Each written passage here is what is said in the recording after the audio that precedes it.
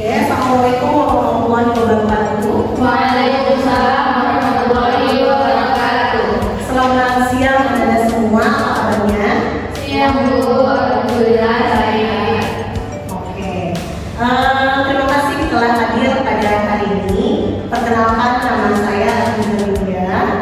Hari ini kita akan mengadakan pelatihan mengenai publikasi ilmiah dan keluaran publikasi terindeks global dan mutasi.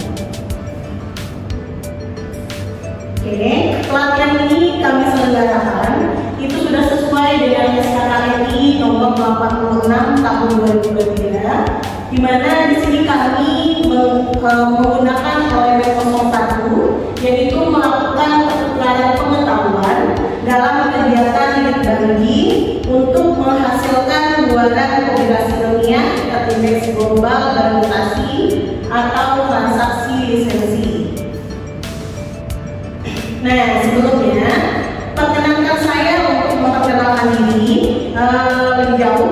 Nama saya adalah Afrizah Binila. Saya lahir di Padang tanggal 18 Januari 1990. Saya lulusan S1 dan S2 Pendidikan Fisika Universitas Negeri Padang.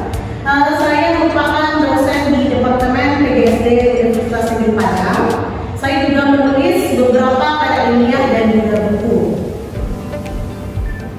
Oke, selanjutnya saya akan memberikan safety briefing sebelum kita mulai pelatihan pada hari ini ya. Yang pertama, ruangan kita memiliki dua pintu, di mana pintu utama itu berada di bagian belakang Anda dan pintu tambahan itu berada di samping kiri Anda semua. Yang kedua, saat ini kita tidak berada dalam kondisi simulasi kebakaran. Jadi dalam kondisi darurat, kami akan mengarahkan Anda semua menuju pintu keluar. Yang ketiga, apabila terjadi gempa, silakan Anda semua mencari tempat berlindung di bawah meja atau kursi. Oke, untuk absensi kehadiran peserta pelatihan, silakan Anda isi dari link kehadiran yang telah kami berikan. Nah, adapun topik pembahasan pelatihan kita pada hari ini yaitu mengenai pembuatan publikasi ilmiah dan keluaran publikasi. Nah, adapun tujuan dari pelatihan kita yaitu untuk menghasilkan keluaran publikasi ilmiah terindeks global dan mutasi. Dan manfaat dari pelatihan kita yaitu yang pertama mengembangkan kemampuan menulis akademis, yang kedua meningkatkan interaksi riset, yang ketiga meningkatkan kualitas keluaran akademik. Oke, sebelum kita kupas materi pelatihan kita pada hari ini, apakah Anda tahu tentang gambar yang ada di depan? Siapa? Ada yang tahu?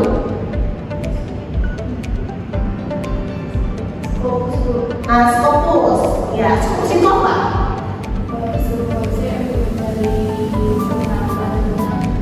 Oke, bagus. Ada yang lain? Ada yang mau ditambahkan?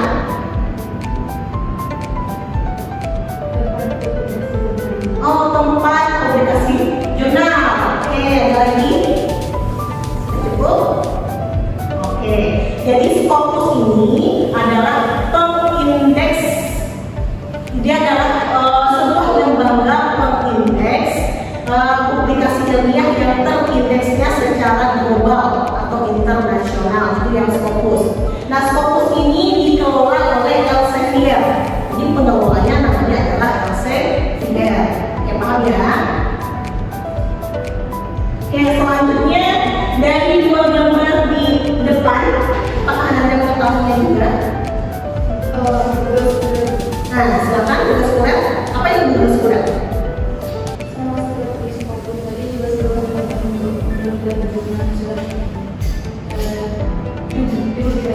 Oh, oke, bagus. Ada lagi tambahan? tapi dalam setelah Oke, hampir sempurna ya. Jadi, kalau yang Skopus tadi itu lembaga pengindeks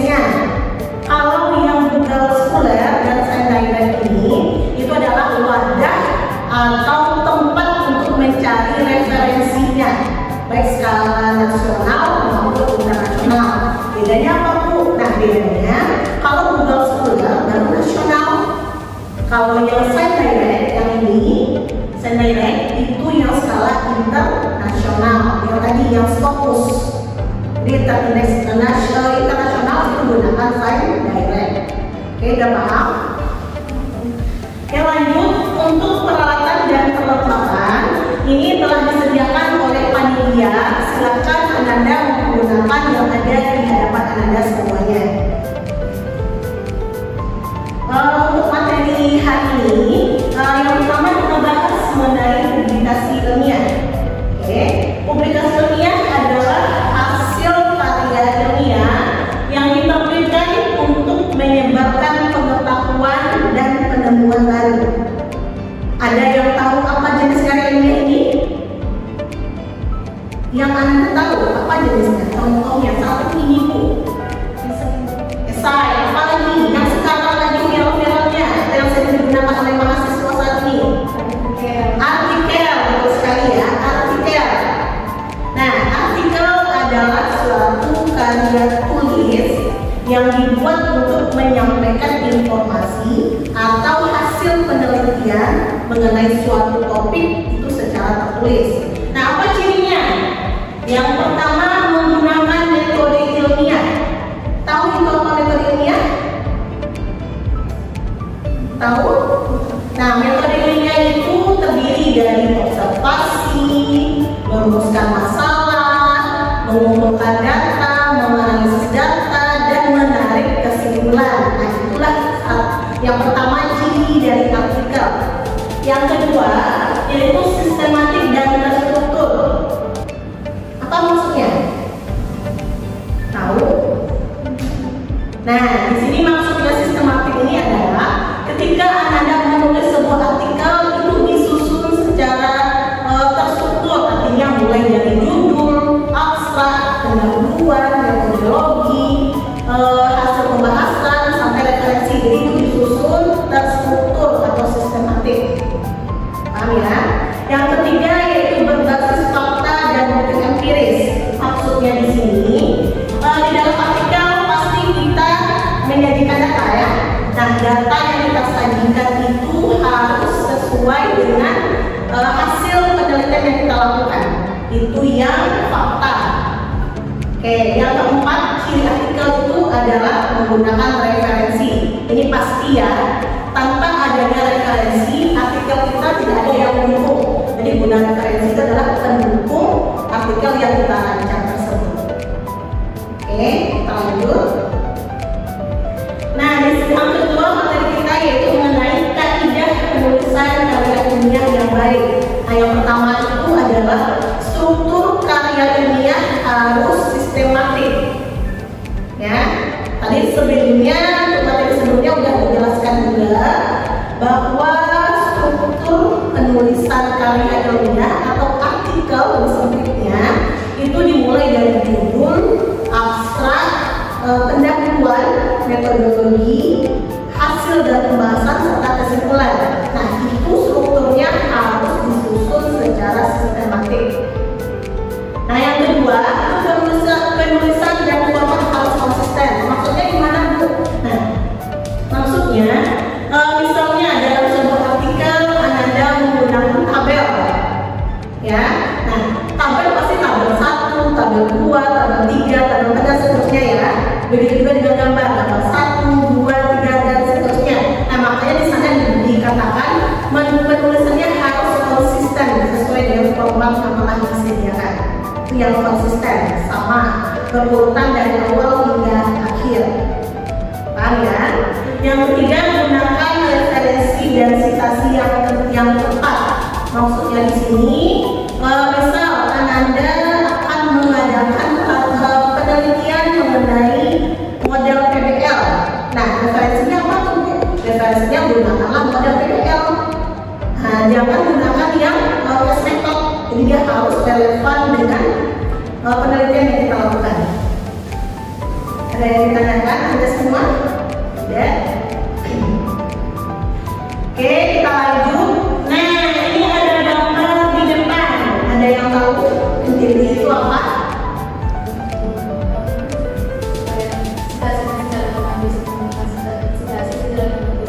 Oke, Bagus ya.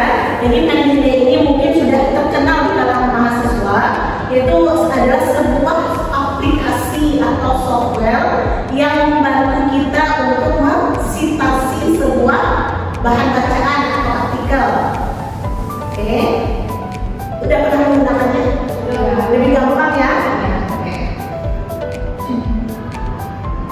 Nah, materi yang ketiga yaitu mengenai langkah-langkah publikasi di jurnal verifikasi. Nah, ini adalah beberapa langkahnya. Yang pertama, sebelum kita masuk pada langkahnya, apakah Anda sudah pernah mensubmit artikel ke dalam jurnal? Belum. Oke, habis ini kita akan latihan ya, bagaimana caranya. Nah, langkah-langkahnya yang pertama, kita pilih dulu jurnalnya. Jurnal targetnya pilih dulu. Nah, dalam memilih jurnal target itu ada beberapa faktor yang perlu diperhatikan. Yang pertama, yaitu harus relevan dengan skop atau fokus dari penelitian Anda. Misal, tadi Anda akan membuat sebuah artikel tentang model PBL, ya. Nah, berarti itu skop penelitiannya adalah pendidikan. Silahkan cari jurnal target yang fokusnya adalah pendidikan, itu ya.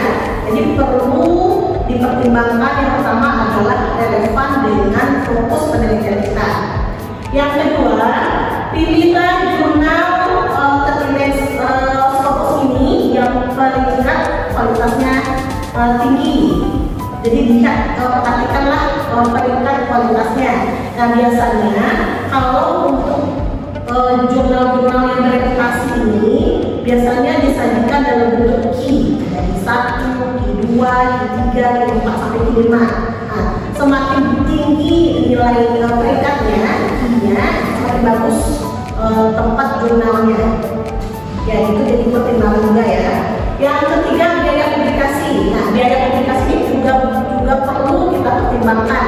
Kalau enggak, percuma kita tujuan kita ke sebuah jurnal tapi yang mahal, akhirnya nggak jadi, kan percuma. Jadi perlu juga biaya publikasi ini kita pertimbangkan.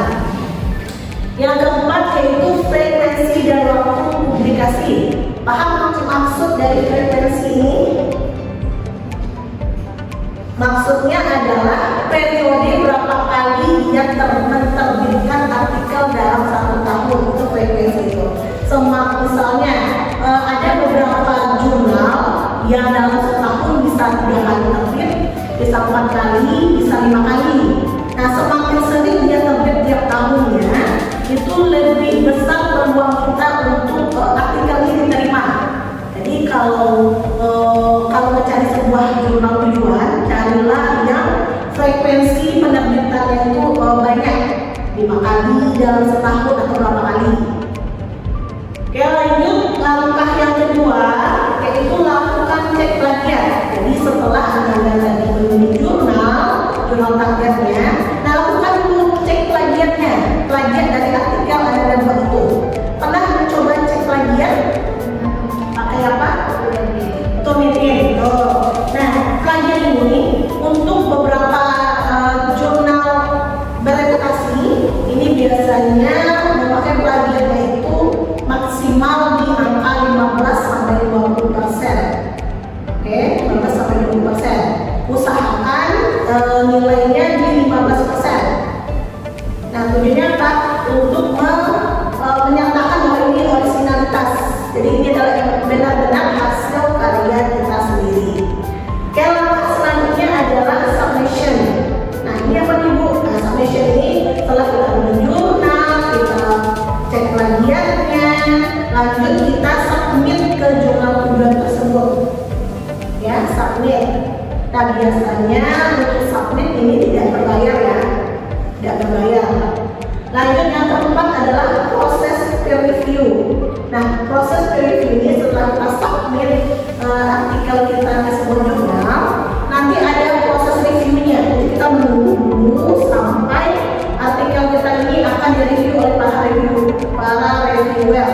Jadi kita menunggu sampai ada reviewnya apa.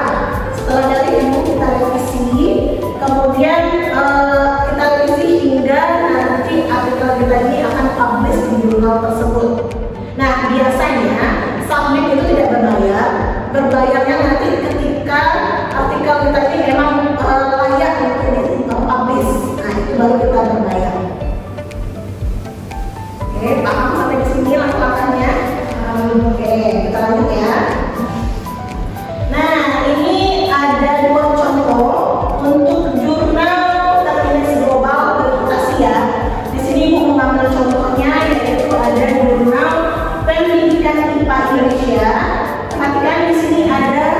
peringkat kualitasnya yaitu Q3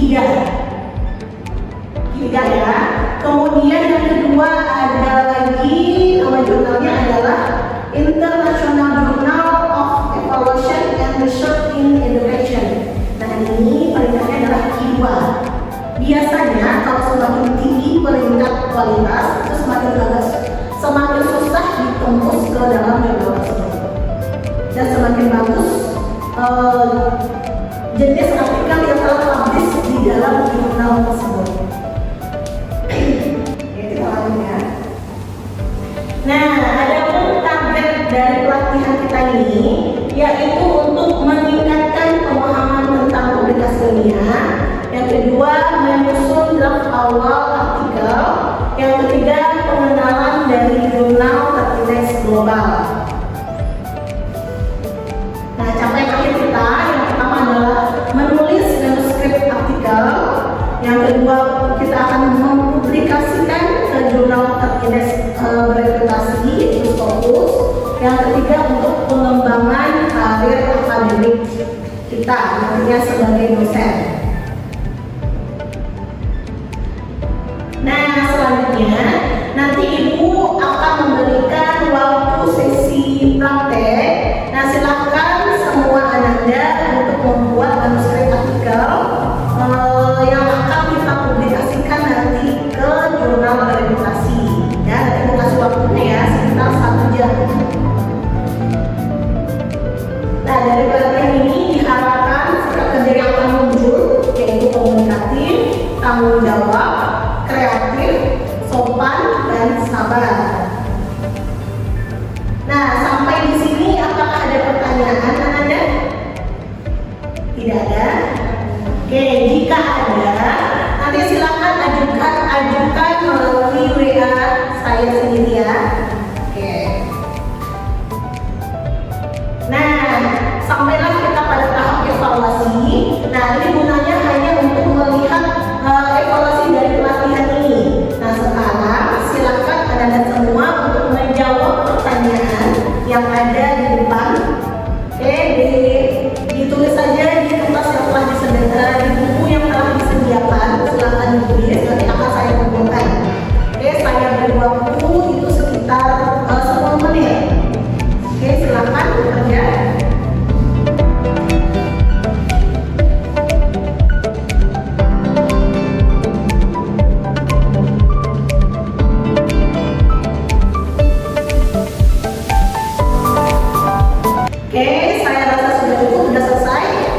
Sudah, boleh dikumpulkan. Buatkan namanya Anda. Oke. Sudah. Oke, terima kasih. Oke, nanti akan saya periksa ya. Oke, selanjutnya.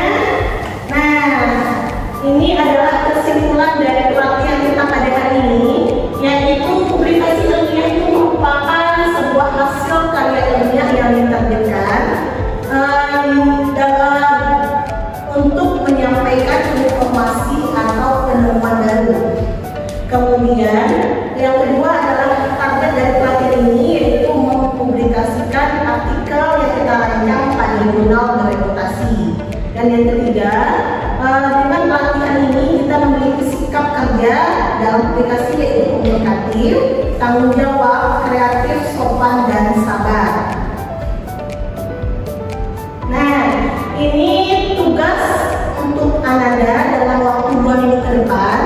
Nah, tadi sudah Ibu berikan bahwa tugas praktek kita adalah membuat manuskrip artikel. Nah, nanti jika tidak selesai, itu silakan dilanjutkan di rumah. Itu Ibu beri waktu selama 2 minggu. Selesaikan, nanti akan kita publish atau kita publikasikan ke jurnal bereputasi. Ya.